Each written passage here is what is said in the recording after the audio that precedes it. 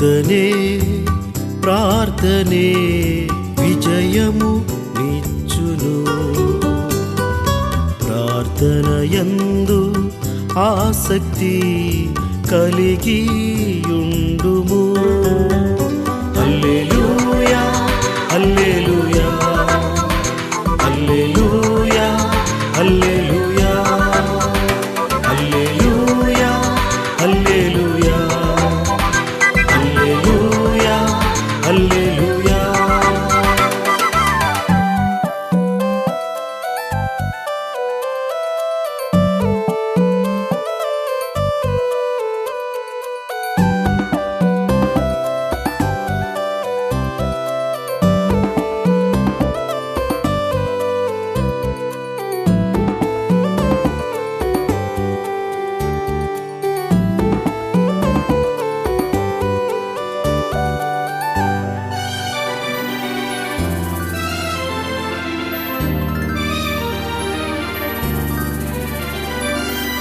పెనూయేలులో యాకోబు ప్రార్థించగా కన్నీటిని తుడిచి ప్రభువు దీవించెగా.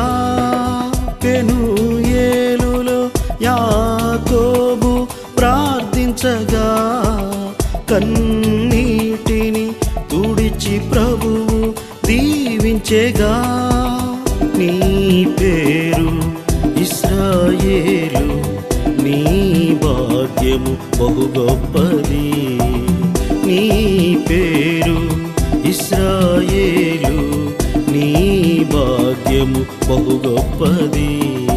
ప్రార్థనే ప్రార్థనే విజయము నిచ్చును.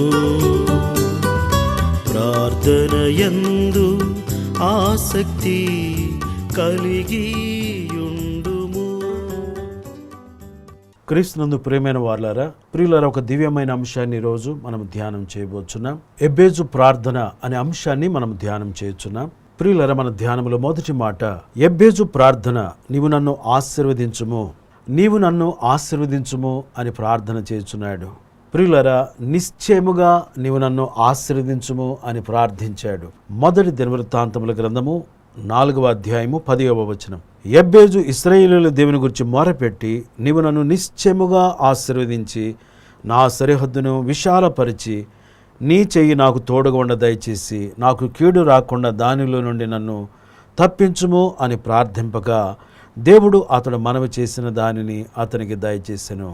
ఎబ్బేజు ఇశ్రాయేలీయుల దేవుని గురించి మొరపెట్టిన వాడిగా ఉన్నాడు. నన్ను నిశ్చయముగా ఆశీర్వదించు ప్రభువా అని ప్రార్థన చేస్తున్నాడు. అబ్రహాము ఆ విధముగా ప్రార్థన చేశాడు. ఆ దినాలలో దేవుని ద్వారా ఆశీర్వదించబడాలని వారెంతగానో ఆశపడేటువంటి వారిగా ఉన్నారు.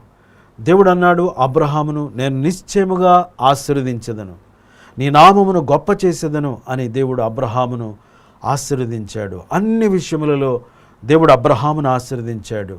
అలాగే తాను కూడా ఆశీర్వదించబడాలని ఎబ్బేజు కోరుకొని ఉన్నాడు. ఆదికాండం 14:18లో, మరియు షాలేము రాజు అనే మెల్కీసెదెకు రొట్టెను ద్రాక్షరసమును తీసుకుని వచ్చెను. అతడు సర్వోన్నతులకు దేవునికి యాజకుడు.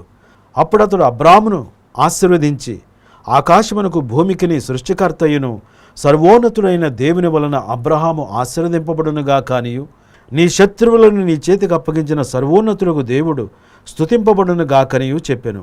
అప్పుడు అతడు అన్నిటిలో ఇతనికి 10వ వంతు ఇచ్చెను. సొదొమ రాజు మనుషులను నాకిచ్చి ఆస్తిని నీవే తీసుకొనిమని అబ్రాముతో చెప్పగా, అబ్రాము, నేనే అబ్రామును ధనవంతునిగా చేసినని నీవు చెప్పకుండానట్లు ఒక నూలు పోగైనను చెప్పుల వారైనను నీ వాటిలో ఏదైనను తీసుకొననని ఆకాశమునకు భూమికిని సృష్టికర్తయును సర్వోన్నతుడును దేవుడునైన యెహోవా ఎదుట నా చెయ్యి ఎత్తి ప్రమాణము చేసి ఉన్నాను. ప్రియులారా, ఈ విధముగా సొదొమ రాజు అబ్రహామునకు ఆస్తిని ఇచ్చేస్తాను, మనుషులు నాకు అప్పగించు, ఆస్తిని నువ్వే తీసుకో అని చెప్పి అంటా ఉంటే అబ్రహాము ఒప్పుకోలేదు. నీ చెప్పులు వారైనను ఆ షూ లేసు కూడా నాకు వద్దని చెప్పని అబ్రహాము అన్నాడు. అబ్రహాము సొదొమ రాజు మనసు ఎరిగిన వాడిగా ఉన్నాడు. ఒకవేళ అబ్రహాము ధనవంతుడై గొప్పవాడైతే ఈ సొదొమ రాజు అంటాడు, పలానప్పుడు నేనే నా ఆస్తిని ఇచ్చేశాను, నేనే అబ్రహామును గొప్పవానిగా చేశాను అని చెప్పి అంటాడు. అందుచేత ఆ ఆస్తి నాకొద్దని చెప్పని నివారించినట్లుగా మనం చూస్తున్నాం. సర్వోన్నతులైన దేవుని ద్వారా అతడు ఆశీర్వదించబడాలని కోరుకున్నాడు. సృష్టికర్త అయిన దేవుని ద్వారా ఆశీర్వదింపబడాలని అబ్రహాము కోరుకున్నాడు. అలాగే యెహోవా చేత ఆశీర్వదింపబడిన వాడా లోపలికి రమ్ము, బయట నిలువునేలా అని ఎలియాజరును గురించి ఒక మాట చెప్పబడింది. యెహోవా చేత ఆశీర్వదింపబడే స్థితిలో ప్రతి ఒక్కరు ఉండాలని కోరుకొనుచున్నారు. నేను యెహోవా చేత ఆశీర్వదింపబడిన వ్యక్తిగా ఉండాలని వారు కోరుకున్నారు. అబ్రహామును ఆశీర్వదించాడు. అబ్రహాము ఇంటిలో ఉన్నటువంటి వారిని దేవుడు ఆశీర్వదించాడు. అబ్రహాము పెద్ద దాసుడైన ఎలియాజరును కూడా ఆ విధంగా ఆశీర్వదించినట్లుగా మనం చూస్తున్నాం. గనుక ప్రియులారా, మనమును సృష్టికర్త అయిన దేవుని ద్వారా ఆశీర్వదింపబడాలని మనం కోరుకోవాలి. ఎబ్బోకు రేవు దగ్గర యాకోబు చేసిన ప్రార్థన ఆదికాండం 32:26లో ఆయన తెల్లవారుచున్నది గనుక నన్ను పోనిమ్మనగా అతడు నీవు నన్ను ఆశీర్వదించితేనే గాని నిన్ను పోనీయనెను. ఆయన నీ పేరేమని అడుగగా అతడు యాకోబని చెప్పెను. అప్పుడు ఆయన నీవు దేవునితోనూ మనుషులతోనూ పోరాడి గెలిచితివి గనుక ఇక మీదట నీ పేరు ఇశ్రాయేలే గాని యాకోబు అనబడిదని చెప్పెను. అప్పుడు యాకోబు నీ పేరు దయచేసి తెలుపుమనెను. అందుకు ఆయన నీవు ఎందు నిమిత్తము నా పేరు అడిగితివని చెప్పి అక్కడ అతనిని ఆశీర్వదించెను. యాకోబు దేవుని ద్వారా ఆశీర్వదించబడాలని కోరుకున్నాడు. నీవు నన్ను ఆశీర్వదించితేనే కానీ నేను నిన్ను పోనీయను అని పట్టుదలతో ప్రార్థించి పెనూయేలులో దైవాశీర్వాదములు పొంది ఉన్నాడు యాకోబు. అలాగే ఎబ్బేజు కూడాను నేను కూడా దేవుని ద్వారా ఆశీర్వదించబడాలని కోరుకున్నాడు. మొదటి దినవృత్తాంతములు 17:27 ఇప్పుడు నీ దాసుని సంతతి నిత్యము నీ సన్నిధిని ఉండునట్లుగా దానిని ఆశీర్వదింపను అనుగ్రహించి ఉన్నావు. యెహోవా నీవు ఆశీర్వదించిన ఎడల అది ఎన్నటికీ ఆశీర్వదింపబడి ఉండును. ప్రియులరా, దేవుడు ఒక వ్యక్తిని ఆశీర్వదిస్తే, ఒక ప్రాంతమును ఆశీర్వదిస్తే, దేవుడు ఆశీర్వదిస్తే అది ఎన్నటికీ ఆశీర్వదింపబడి ఉండును. గనుక దేవుని ద్వారా ఆశీర్వదింపబడాలని వారు కోరుకొనుచున్నారు. దేవుడే నన్ను ఆశీర్వదించాలి, మనుషుడు నన్ను ఆశీర్వదించకూడదు. కానీ అంటే మనుషుని ద్వారా నేను ఆశీర్వాదం పొందడం కాదు, కానీ సృష్టికర్త అయిన దేవుని ద్వారానే నేను ఆశీర్వదించబడాలని వారు కోరుకున్నారు. ఆ విధముగానే ఎబ్బేజు ప్రార్థించి నిశ్చయముగా నన్ను ఆశీర్వదించని ప్రార్థించాడు. ఇక మన ధ్యానంలో రెండో మాట, ఎబ్బేజు నాకు లాభము కలుగుజేయము అని ప్రార్థన చేసి ఉన్నాడు. మొదటి దినవృత్తాంతములు 4:10 ఎబ్బేజు ఇశ్రాయేలీయుల దేవుని గురించి మొరపెట్టి నీవు నన్ను నిశ్చయముగా ఆశీర్వదించి నా సరిహద్దును విశాలపరచి. ఈరోజు మన ధ్యానంలో రెండో మాట, ఎబ్బేజు నాకు లాభము కలుగుజేయము అని ప్రార్థన చేసి ఉన్నాడు. ప్రియులరా, మొదటి దినవృత్తాంతములు 4:10 ఎబ్బేజు ఇశ్రాయేలీయుల దేవుని గురించి మొరపెట్టి నీవు నన్ను నిశ్చయముగా ఆశీర్వదించి నా సరిహద్దును విశాలపరిచి నీ చెయ్యి నాకు తోడుగా ఉండ దయచేసి నాకు కీడు రాకుండా దానిలో నుండి నన్ను తప్పించమని ప్రార్థింపగా దేవుడు అతడు మనవి చేసిన దానిని అతనికి దయచేసెను. ప్రియులరు, ఇక్కడ ఒక హీబ్రూ మాట వాడబడింది. ఆ మాట ఏంటంటే బరాక్ అనేటువంటి మాట వాడబడింది. బరాక్ అనేటువంటి మాటకు బ్లెస్సింగ్ అని అర్థము, ఆశీర్వాదము. అలాగే నాకు లాభము తీసుకునిరా అని అర్థము. నాకు ఆశీర్వాదాలు, నాకు క్షేమమును, నాకు మేలును తీసుకొనిరా ప్రభువా అని అర్థము. 95వ కీర్తన 3వ వచనం నుండి చూస్తే యెహోవా మహాదేవుడు, దేవతలందరికీ పైన మహత్యము గల మహారాజు, భూమి అగాధ స్థలములు ఆయన చేతిలోనున్నవి, పర్వత శిఖరములు ఆయనవే, సముద్రము ఆయనది, ఆయన దాని కలుగు చేసెను, ఆయన హస్తములు భూమిని నిర్మించెను. ఆయన మన దేవుడు, మనము ఆయన పాలించు ప్రజలము, ఆయన మేపు గొర్రెలము. రండి నమస్కారము చేసి సాగిలపడుదము, మనలను సృజించిన యెహోవా సన్నిధిని మోకరించుదము. నేడు మీరు ఆయన మాటను అంగీకరించిన ఎడల ఎంత మేలు. మన దేవుడు గొప్ప దేవుడుగా ఆయన ఉన్నాడు, మహాదేవుడుగా, దేవతలందరికీ పైన మహత్యము గల మహారాజుగా ఉన్నాడు. సమస్త సృష్టిని సృష్టించిన సృష్టికర్తగా ఆయన ఉన్నాడు. సముద్రము ఆయనది, ఆయన దాన్ని కలుగు చేశాడు. ఆయన హస్తములు భూమిని నిర్మించెను. ఆయన మన దేవుడు, మనం ఆయన పాలించు ప్రజలము, ఆయన మేపు గొర్రెలము. ఆయన సన్నిధికి వచ్చి సాగిలపడి, దేవుని సన్నిధిలో మోకరించి సాగిలపడి, దేవా నీవు నన్ను ఆశీర్వదించు. బరాక్ అనేటువంటి ఆ మాటకు దేవా నీవు నన్ను ఆశీర్వదించు అని ఈ విధముగా దేవా నీవు నన్ను ఆశీర్వదించు, నాకు లాభము తీసుకునిరా అనేటువంటి అర్థాలు మనం చూస్తున్నాం. ఎబ్బేజు ప్రార్థన అనే అంశములో ఇక మన ధ్యానంలో 3వ మాట, నిజముగా నన్ను ఆశీర్వదించుము అని ప్రార్థన చేస్తున్నాడు. మొదటి దినవృత్తాంతములు 4:10 ఎబ్బేజు ఇశ్రాయేలీయుల దేవుని గురించి మొరపెట్టి, నీవు నన్ను నిశ్చయముగా ఆశీర్వదించి, బ్లెస్ మీ ఇన్ డీడ్ అనేటువంటి మాట ఇంగ్లీష్లో మనం చూస్తాం.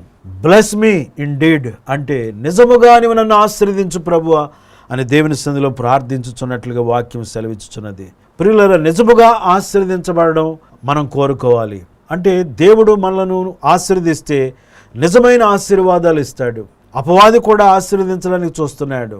అపవాది ఇచ్చే ఆశీర్వాదాలు డూప్లికేట్ ఆశీర్వాదాలు. ఆదికాండం 1వ అధ్యాయము 28వ వచనములో దేవుడు మొట్టమొదట సృష్టిలో ఆదాములను ఆశీర్వదించిన విధం మనం చూస్తాం.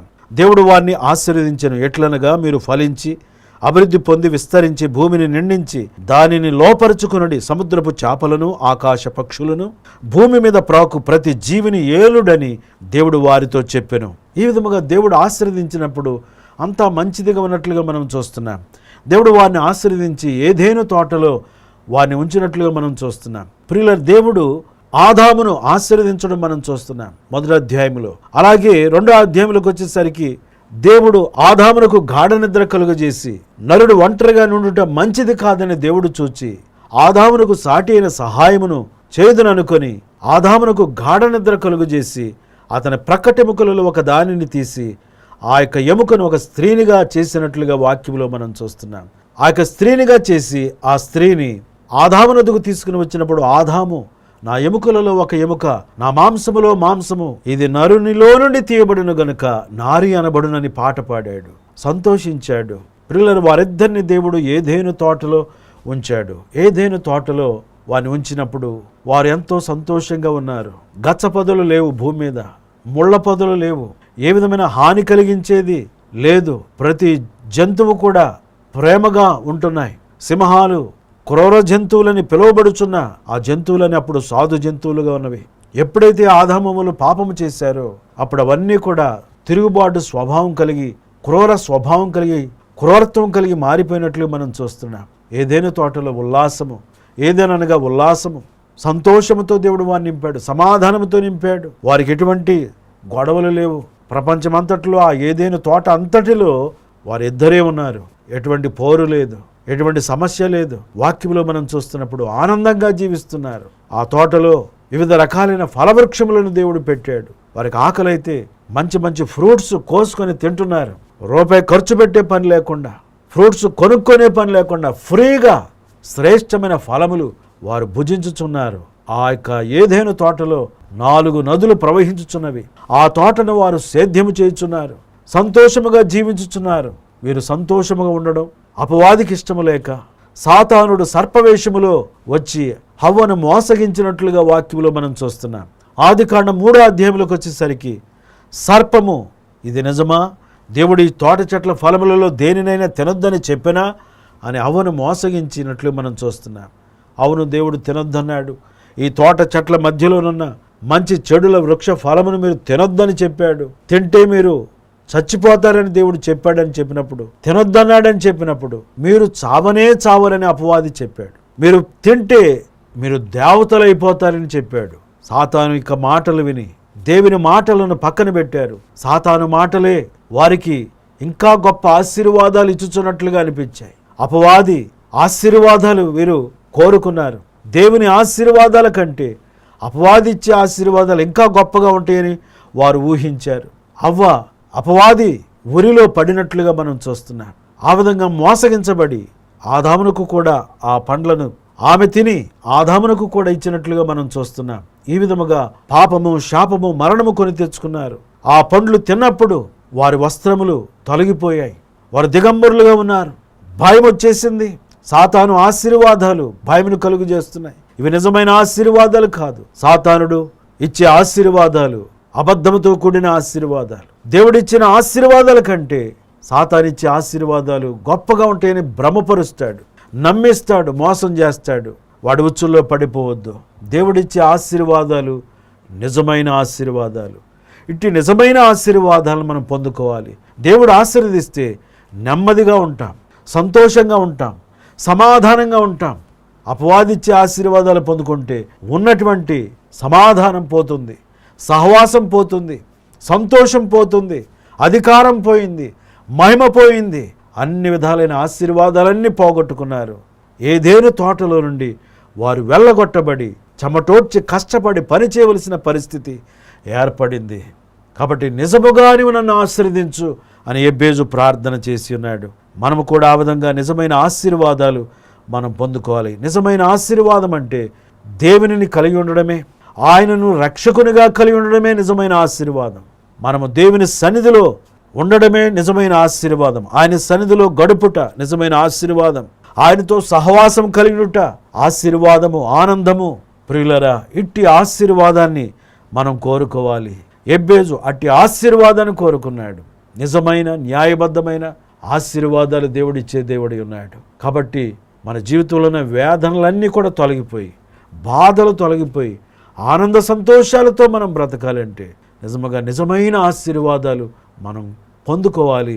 అపవాది ఇచ్చే ఆశీర్వాదాలు కోరుకోవద్దు. అవి అబద్ధముతో కూడిన ఆశీర్వాదాలు. కనుక నిజమైన ఆశీర్వాదాలు మనం పొందుకుందాం. ఎబ్బేజు ప్రార్థన అనే అంశాన్ని మనం ధ్యానం చేసి ఉన్నాం. దేవా, నిశ్చయముగా నన్ను ఆశీర్వదించని ప్రార్థన చేశాడు బరాక్. దేవా, నీవు నాకు లాభము తీసుకునిరా, నీవు నన్ను ఆశీర్వదించని ప్రార్థన చేశాడు. మూడవదిగా, నిజముగా నన్ను ఆశీర్వదించని ప్రార్థన చేశాడు. అట్టి ప్రార్థన మనము కూడా చేసి దైవాశీర్వాదములు పొందుదుముగాక. దేవుడి మాటలు మన కొరకు దీవించునుగాక. ఆమేన్. ప్రార్థన చేసుకుందాం ప్రియులారా. దయగల మా తండ్రి, ప్రేమగల మా యేసు ప్రభువా, ఎబ్బేజు ప్రార్థన అనే అంశం ద్వారా మీరు మాతో మాట్లాడేందుకై స్తోత్రములు. ఎబ్బేజు వలె నీ ద్వారా ఆశీర్వదించబడాలని మేము కోరుకోవడానికి సహాయం చేయండి. ఎబ్బేజు, నువ్వు నాకు లాభము తీసుకొని రా ప్రభువా అని ఏ విధంగా నీ సన్నిధిలో దేవా నువ్వు నన్ను ఆశీర్వదించని దేవా నిన్ను ప్రాధేయపడి నీకు మొరపెట్టాడో ఆ విధంగా మేము మొరపెట్టుకోవడానికి సహాయం చేయండి. నిజముగా నువ్వు నన్ను ఆశీర్వదించని ప్రార్థించినట్లుగా మేము నిజమైన ఆశీర్వాదాలు నీ నుండి పొందుకోవడానికి సహాయం చేయండి. అపవాది ఆశీర్వాదాలు మేము కోరుకోక నీవిచ్చే ఆశీర్వాదాలు పొందుకొని ఆనంద సంతోషాలతో ఆయురారోగ్యాలతో ముందుకు సాగునట్లు సహాయం చేయమని ప్రార్థిస్తున్నాం. రక్షణ లేని వారికి రక్షణ భాగ్యము దయచేయమని ప్రార్థిస్తున్నాం. ఆరోగ్యము లేని బిడ్డలకు మంచి ఆరోగ్యాలు దయచేయమని ప్రార్థిస్తున్నాం. యేసయ్యా, ఇప్పుడే నీ వాక్కును పంపి నీ బిడ్డలను బాగు చేయమని ప్రార్థిస్తున్నాం. ప్రతి ఒక్కరి వేదన బాధ తొలగించండి. యేసయ్యా, నీకు వందనాలు. సమస్యలతో సతమతమైపోతున్న నీ బిడ్డలందరూ కూడా మీరు దర్శించమని ప్రార్థిస్తున్నాం. ఈ ఉదయకాల ఆశీర్వాదములు సమృద్ధి అయిన దీవెనల చేత నింపండి. ప్రతి ఒక్కరి పట్ల మీరు కార్యాలు చేయండి ప్రభువా. ప్రతి ఒక్కరి సమస్యలు తొలగించి గొప్ప ఆనంద సంతోషాలతో నింపమని, ప్రతి ఒక్కరిని దీవించమని క్రీస్తు యేసు పరిశుద్ధమైన నామములో ప్రార్థన చేసి అడుగుచున్నాను తండ్రి. ఆమేన్. ఇప్పుడు మన పరమ తండ్రి అయిన దేవుని ప్రేమ, కుమారుడైన యేసు క్రీస్తు వారి యొక్క కృప, పరిశుద్ధాత్మ దేవునికి ఎడతగిన సన్నిధి, సహవాసము, ఆదరణ, ఆనందం ఇక్కడ చేరిన మనందరికీ, సకల లోకములో ఉన్న సకల పరిశుద్ధులకు, సంఘమునకు సదా తోడై నడిపించును గాక. ఆమేన్.